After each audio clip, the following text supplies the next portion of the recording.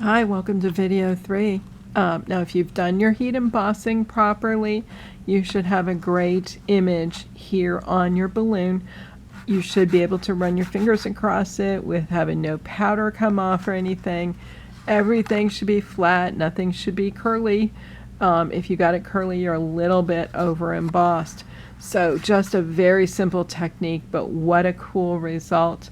Again, here's a full-size card where I used a similar technique. I used a larger stamp on my oval here and applied the ink and the embossing powder, heat embossed it, and what a cool result. Now from here, we're going to go on and work on the second balloon. The second balloon we're going to emboss with an embossing folder. I know what you're thinking, an embossing folder with plastic. I'm not sure that works, but think of this almost as paper. It's very pliable like a paper, very easy to work with.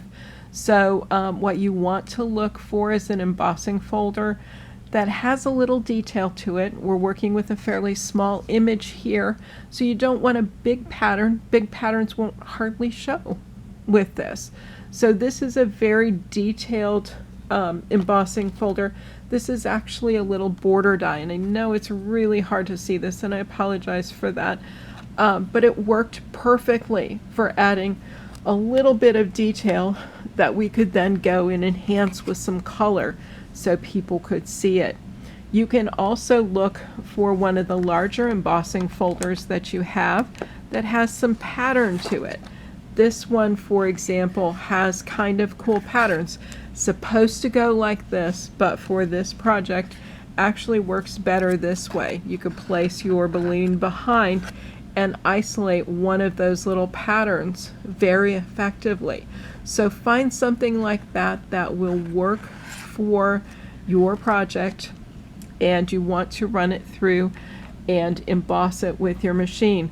Again, placement is going to be one of those things that's kind of critical. You want to place your balloon well in the folder so that you get the image that you want showing up on your balloon. If you just throw it in here, whatever, then you're not going to have your flowers going straight up and down. You may not have full sets of flowers in that sort of thing. So place it carefully. Might not be a bad idea, particularly if you're using the little borders, to use a piece of tape to hold it into place. This is one where I did not, and my image shifted way up, and so I've got the little grass and the little stems, but not much in the way of flowers. The other thing you notice with that is with these border type embossing plates, whatever hits down here at the bottom is going to tend to get marked with a line, so we want to control where that line is placed. If I place my balloon in here very carefully, for example like this, then my line's going to hit at the neck of the balloon, and it's going to be very easily hidden when I tie my ribbon around here at the bottom. If I just let it occur higher, as happened with, I guess it's the one that I have in here right now, I've got a line across right up in here, and it would be very, very hard to hide that. So once you've located your embossing folder, again, run it through your machine in the normal way that you would. Use the regular instructions. Nothing special here. It's not as though this is much thicker or anything else. And you'll see that it actually embosses beautifully. Now I'm going to bring back this pink in hopes you can see a little bit of the embossed detail. Here's one that I ran through and embossed, and I want to show you a little bit how to add this color to it. Again, you're using inks. I've given you a list of inks that will work with the Vertigo. You'll pick a couple of colors of that. You don't want to get too many colors involved.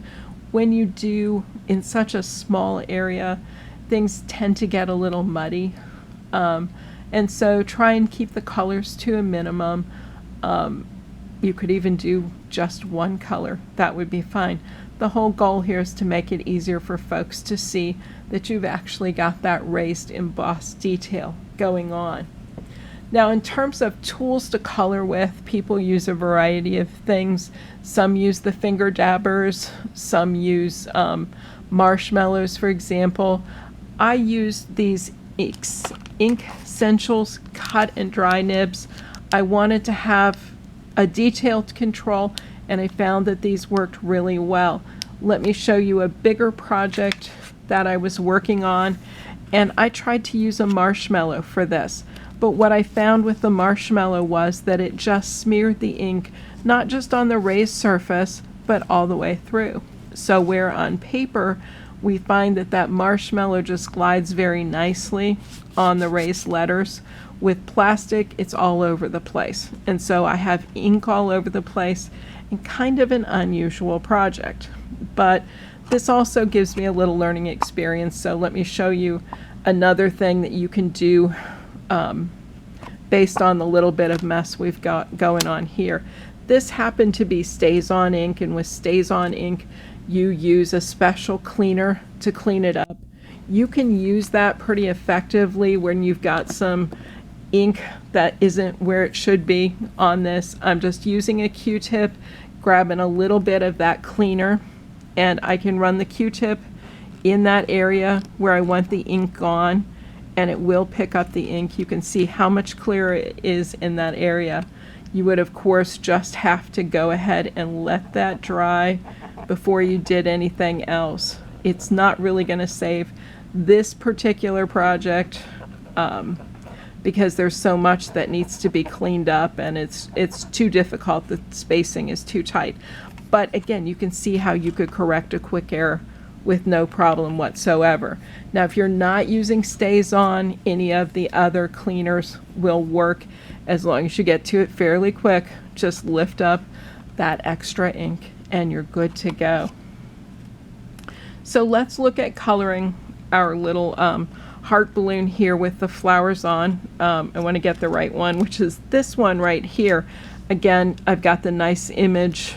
Very, very difficult to see, I know, on camera, but it'll start to take shape as I add the colors. I'm working simply with a red for the flowers. This is, and a green for the stems and for the grass underneath. I've got two different craft nibs, one for each color. So I'm just going to run this craft nib along the ink pad. I'm going to pick up a little ink and I'm going to apply it carefully. Again, I know I can see better than you can the areas to be colored here. I'm not working on the tip top of this nib. I'm working sort of on toward the top, but also a little at the side, adding some color here to these longer stems, to the grass beneath, and that sort of thing. And so you're just going to take your time and carefully do that. Now, the ink does dry fairly quickly on here, but obviously you don't want fingers rubbing and that sort of thing until you've given it a little time to dry. One thing you'll find with the Stays-On inks is that if you try and apply another color directly over this one, the inks will not stay. They're separate colors. They'll begin to blend and you'll just get some muddy mess as opposed to my separate red and green colors. So your choice is to wait and allow things to dry really good before you go further, or you can apply a product called Glaze-On. Glaze-On is made by the makers of Stays-On.